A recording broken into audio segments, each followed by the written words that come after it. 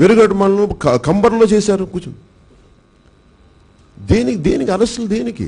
ముఖ్యమంత్రి గారిని అడిగే హక్కు లేదా? మీరు ప్రజాప్రతినిధులు, మీరు మాకు హక్కు ఉంది ప్రజాస్వామ్య వ్యవస్థలో.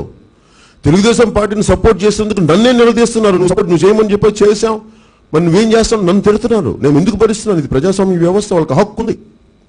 నన్ను తిట్టే హక్కు ఉంది, నన్ను నిలదీసే హక్కు ఉంది, నాకు సమాధానం చెప్పుకునే పరిస్థితులు ఉన్నాయి. అలాంటిది బాబు పక్కరా, నాకు సమాధానం చెప్పుకునే పరిస్థితులు ఉన్నాయి. అది ప్రజాస్వామ్య వ్యవస్థకు మనం ఇవ్వాల్సిన గౌరవం.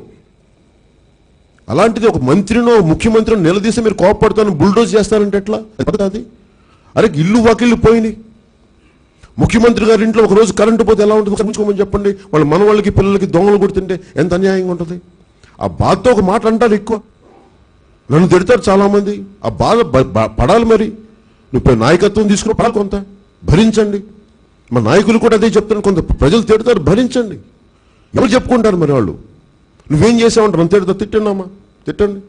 నన్ను కాకపోతే ఎవరు ఇంట్లో తిట్టాలి, నాయకులు అలవాటు చేసుకోండి.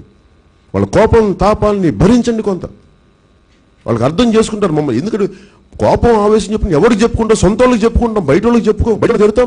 మనం తిడుతున్నంటే మనం ఆనందపడాలి. నిజంగా ఏం చేసామన్నా అంటే మనం ఆనందపడాలి. వాడు మన ఇంట్లో వాళ్ళని, మనం ఇంట్లో ఏం చేసావు, ఏం చేసావు, మనం ఎవరిని బయట వాళ్ళని తిడతాం, మన ఇంట్లో వాళ్ళని అడుగుతాం. అలాంటిది మన పార్టీని నిలదీస్తున్నారంటే తెలుగుదేశం పార్టీని అడుగుతున్నారంటే అర్థం చేసుకున్నాడు. బాబు నువ్వు చెయ్యాలని అన్నావు కదా, నీ బాధ్యత కదా అని. అందుకని అర్థం చేసుకొని నాయకులు కూడా ప్రతి ఒక్కరికి పేరు పేరున మీరందరూ అన్ని ముఖ్యంగా మండలాలకు వెళ్ళండి. నేనేం చెప్పానంటే చెట్టుకి 500, చెట్టుకి 1500, మామిడి చెట్టుకి 1800, ఈత చెట్టుకి 420 రూపాయలు. ఇలా కాకుండా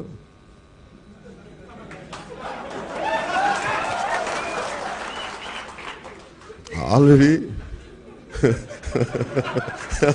అలాగే విసుగు ఎక్కడ ఉంటుందంటే ఇప్పుడు లోబిత్వం ఏంటి? ముఖ్యమంత్రి గారు వాళ్ళ హోటల్ ఇల్లు ఖర్చు పెట్టుకోవడానికి మొత్తం కూర్చోబెట్టి ఎడాపెడ డబ్బులు ఖర్చు పెడతారు ఖజానా ఇవ్వడానికి. అలా కాదు, నిన్న వాళ్ళు ఆ పెద్ద ఆయన చెప్తా ఉన్నాడు, నోరు మాట్లాడేస్తుంది కానీ చెయ్యి ఇవ్వట్లేదయా అన్న.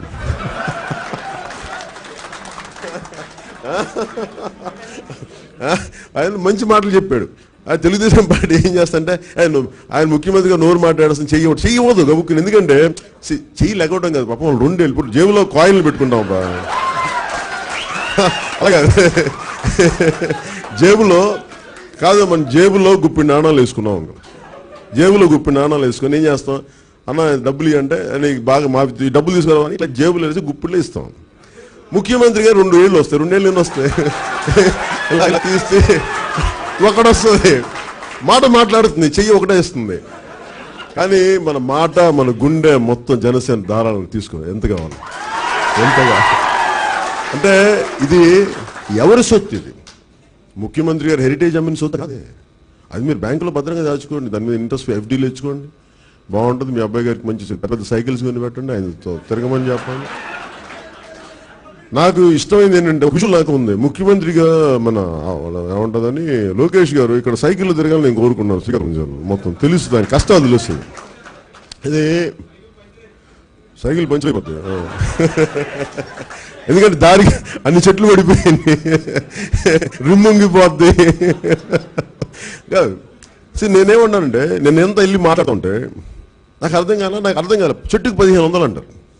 అరే ఏ కొబ్బరి రైతుకి వెళ్ళినా మనకి ఉద్దానం మన ఈ తూర్పుగోదావరి జిల్లా కోనసీమలో మన శ్రీకాకుళంకి, మన సిక్కోలు జిల్లాకి ఉద్దానం అలాంటిది, గుండెకే అది ఉద్దానం. అలాంటి ఉద్దానం మండలాలని చల్లా చెదిరిపోయి ఏదో మన హిరోషిమా బాంబులాగా బాంబేస్తే నేలమట్టం అయిపోయిన చేతులు. ఎవడి దృష్టి పడిందో మన ఉద్దానం మీద, ఎవడు శాపనార్థాలు పెట్టాడో నాశనం అయిపోయింది. నాకు బాధ. ఎందుకంటే పోయినసారి మన తూర్పు ఉత్తరాంధ్ర యాత్ర చేసినప్పుడు ఇంత చక్కటి ప్రదేశం, అది మన ఊరి, మనకెక్కడో కేరళకి వెళ్ళక్కర్లేదు, ఇంత అద్భుతంగా ఉంది. దీనికి కాపాడుకోవాలని అనుకుంటే ప్రకృతి కూడా మనకి సహకరించలా, సర్వనాశనం చేసింది. మరి ఇలాంటి జిల్లాకి మన పొదుపు చర్యలు పెడతామా? కూర్చోబెట్టి 1500 ఇస్తాను, 222 రూపాయలు ఇస్తాను, 305 పైసలు ఇస్తాను, ఏంటో లెక్కలు. నేనేమన్నానంటే మీరు రుణమాఫీలు ఎలాగే చేయలేం, మీరు కూర్చోబెట్టి నాలికి బెల్లం రాసినట్టుగా ఇలా కాకుండా నేను ఏం చెప్పానంటే మన జనసేన పార్టీ తరపు నుంచి ముఖ్యంగా మన శ్రీకాకుళం జిల్లాలో అతి ముఖ్యంగా మన దెబ్బతిన్న మండలాలన్నీ జీడిమావిడి రైతులకు కానీ కొబ్బరి రైతులకు కానీ అలాగే గీత కార్మికులు ఉన్నారు, కళ్ళు గీత కార్మికులు, వాళ్ళకి కానీ అందరికీ కూడా ఒక నిమిషం కూర్చో, అందరికీ సంపూర్ణంగా రుణమాఫీ చేయాలి. ముఖ్యంగా ఈ మండలానికి సంపూర్ణ రుణమాఫీ చేసేయాలి. ఎందుకంటే మనం కొబ్బరి చెట్టుని పెద్ద కొడుకు అంటాం. ఆ పెద్ద కొడుకు ఇంట్లో అండగా ఉంటే సంపాదన వచ్చి ఎలా అండగా ఉంటాడు, అలా కొబ్బరి చెట్టు మన అండగా కొడుకుగా చూసుకుంటాం. అలాంటి కొడుకులు లక్షలాది నేల కూలిపోయింది, ఉద్దానాన్ని వ్యవస్థ చెల్లచెల్లైపోయింది, ఆర్థిక వ్యవస్థ చిన్న భిన్నం అయిపోయింది. అందుకే మనం ఒకటే చెప్పాను, ముఖ్యమంత్రి గారు వీళ్ళకి మనకి రుణమాఫీ చేస్తారా, సరే లేదంటే జనసేన ప్రభుత్వం వస్తే సంపూర్ణ మన మండలానికి అన్ని చూసి సంపూర్ణ రుణమాఫీ చేయాలి. చెప్పండి మాట ప్రతి రైతులు చెప్పండి. అలాగే ఇక్కడ మనకి జీడి మనకి క్యాష్యూ ప్రాసెసింగ్ సెంటర్ పలాస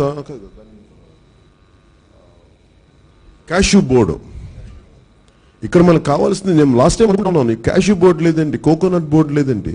ఈ రెండింటిని మీరు మూడు చెప్పండి. ఒకటి మనం ప్రభుత్వం తెలుగుదేశం ప్రభుత్వం చేసిందా, సరే లేదంటే మనం వచ్చి రుణమాఫీ చేస్తామని చెప్పండి. అదొకటే కాదు, వాళ్ళు తిరిగి 10 సంవత్సరాలు ఆదుకునేలాగా ఒక ప్రత్యేకమైన పథకం పెట్టి వారికి ఎంత ఆదాయం కోల్పోయారో దానికి దరిదాపులో న్యాయం లభించాలి. అలాంటి ఆదాయాన్ని మనం వాళ్ళకి రైతులకి ఇవ్వాల్సిన బాధ్యత మనం తీసుకుందాం జనసేన పార్టీ. అలాగే మనకు కావాల్సిన పలాసలో క్యాష్యూ బోర్డు ఒకటి కావాలి. ఎందుకంటే ఎవరో కేరళకి వెళ్తే కోకోనట్ బోర్డు ఉంది. ఈ రోజుకి మనకు తూర్పుగోదావరి జిల్లాలో కోకోనట్ బోర్డు లేదు. అలాంటిది మన ఉద్దానం బోర్డు కావాలి. సో అందుకని మన ఉద్దానాన్ని కూడా కోకోనట్ బోర్డు ఒకటి, పలాసలో మనకి క్యాష్యూ బోర్డు ఒకటి, 2 మనం తీసుకొస్తామని చెప్పి మన అండగా నిలబడతామని చెప్పండి. అది ఇంకొకటి, నా భయం ఏంటంటే గ్రామాలు ఆల్రెడీ మనకి వలసలు ఎక్కువ, ఉపాధి అవకాశాలు, పరిశ్రమలు, ఇవన్నీ వీటితో పాటు ఇప్పుడు అన్నిటికంటే మీరు చాలా జాగ్రత్తగా మెసేజ్ తీసుకెళ్లాల్సింది ఏంటంటే గ్రామాల్లో ఇప్పుడు చాలా మంది ఏజెంట్స్ బయలుదేరుతారు. మీకు ఎలాగ సర్వనాశనం అయిపోయినాయి, ఇంక పొలాలు రావు, ఇంక పెరగవు, మీరు సర్వనాశనం అయిపోతారు. ఎందుకంటే తెలుగుదేశం ప్రభుత్వం కానీ రుణమాఫీ చెయ్యట్లేదు అంటే వలసల్ని ప్రోత్సహిస్తుందని అర్థం, భూములు కొట్టేయాలని అర్థం, భూముల్ని లాక్కోవాలని అర్థం, భూముల్ని దోపిడీ చేయాలని అర్థం. వాళ్ళు కానీ మన మండలాలకి, ముఖ్యంగా మన శ్రీకాకుళం మండలాలకి రుణమాఫీ చేయలేదంటే వాళ్ళు భూముల మీద కన్నేశారని అర్థం. అందుకని గ్రామస్తులను ఎవరిని కూడా కష్టమైన నష్టమైన భూములు అబద్ధం చెప్పండి, జనసేన పార్టీ అండగా ఉంటుందని చెప్పండి. చాలు వలసలు ఆగిపోయిన వలసలు చాలు. వలసలు వెళ్ళిన వాళ్ళు తిరిగి రావాలి, తిరిగి రప్పించే బాధ్యత మనం తీసుకుందాం, మనం మాట్లాడదాం. అలాగే ముఖ్యంగా మత్స్యకారులు గ్రామాలకి మీరు ఇందాక మాట్లాడుతుంది చెప్పండి దీని మీద. అదే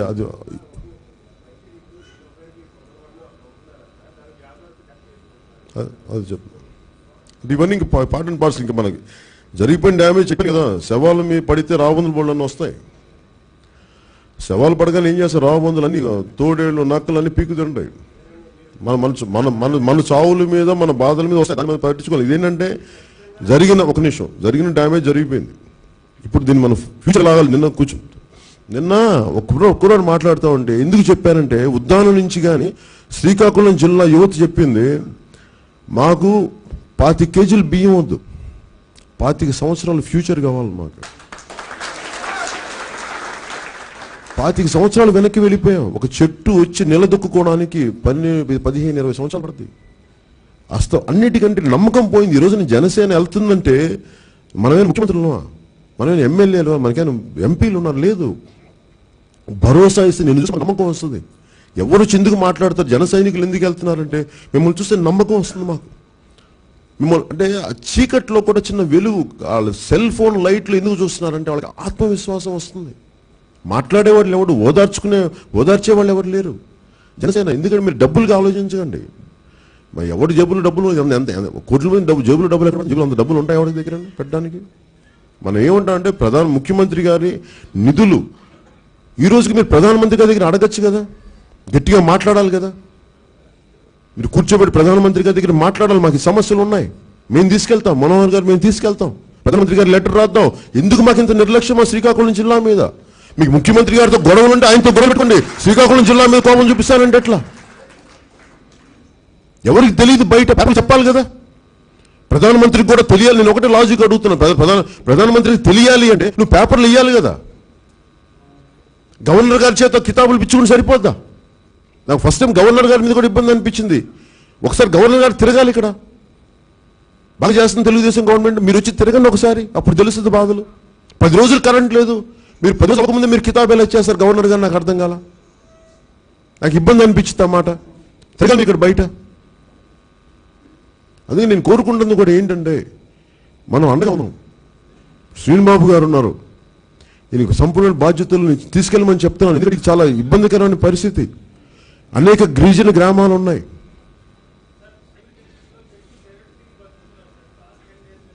చెట్టు బెరడు తిని బతుకుతున్నారు. అది నాకు మనం ఒక అక్కడి నుంచి అక్కడ మీరు అక్కడే నాకు ఫార్వర్డ్ చేయండి, నేను ట్విట్టర్లో పెడతాను. అది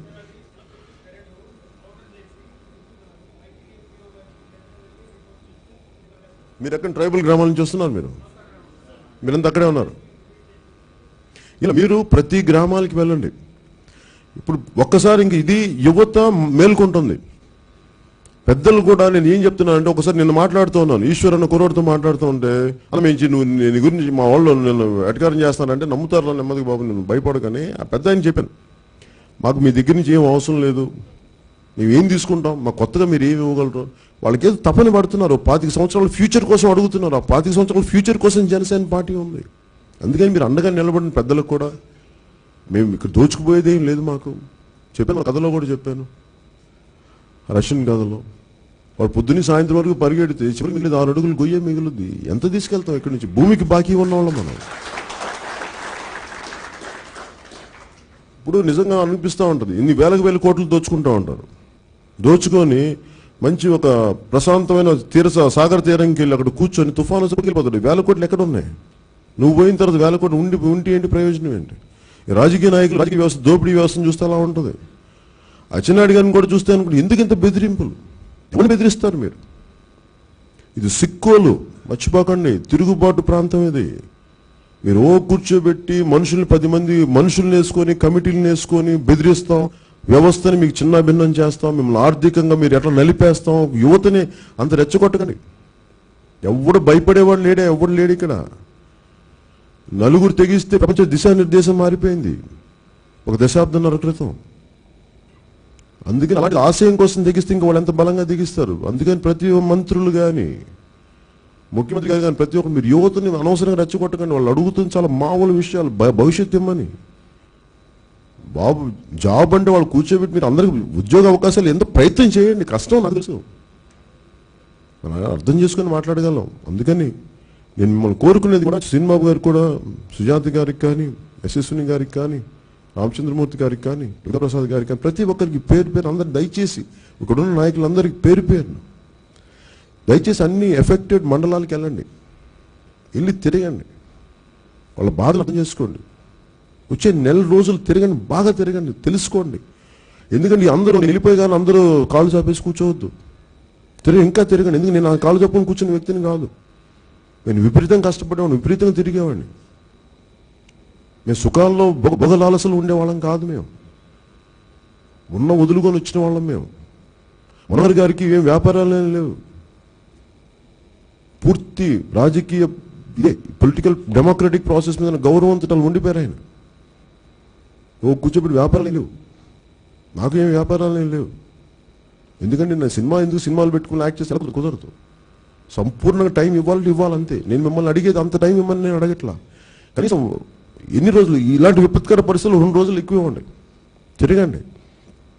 మన చేతిలో ఉన్న డబ్బులు ఉండకపోవచ్చు, కానీ సమస్యను బయటికి తీసుకెళ్దాం. రేపొద్దు ప్రధానమంత్రి దగ్గరికి నిలదీయాలి, గట్టిగా అడగాలని మన పేపర్స్ రాయాలి, మన మీడియా బయటికి చెప్పాలి. అంతా బాగుందంటే వాళ్ళు ఏమిస్తారు, అంతా బాగుందంట కదా అంటారు. ముఖ్యమంత్రి గారు కూడా బయటికి తీసుకెళ్ళాలి డ్యామేజ్. అందుకని మీకు అండగా ఉంటాం. ఒకసారి ఈ మెసేజ్ని అందరినీ బయటికి తీసుకెళ్ళండి, మనం అండగా ఉందాం. సిక్కోలు జిల్లా అనేది సామాన్యమైన జిల్లా కాదు, చాలా చైతన్యం ఉన్న జిల్లా. ఇలాంటి విపత్కర పరిస్థితుల్ని 150 వచ్చినా తట్టుకునే జిల్లా ఇది. అంత గుండె ధైర్యం ఉన్న జిల్లా సిక్కోలు జిల్లా. అలాంటి సిక్కోలు జిల్లాకి మేము మీకు అండగా ఉంటాను మనస్ఫూర్తిగా తెలియజేసుకుంటూ సెలవు తీసుకుంటే కామెంట్ చేయండి. ఎప్పటికప్పుడు మా వీడియోస్ చూడాలంటే సబ్స్క్రైబ్ చేసుకోండి.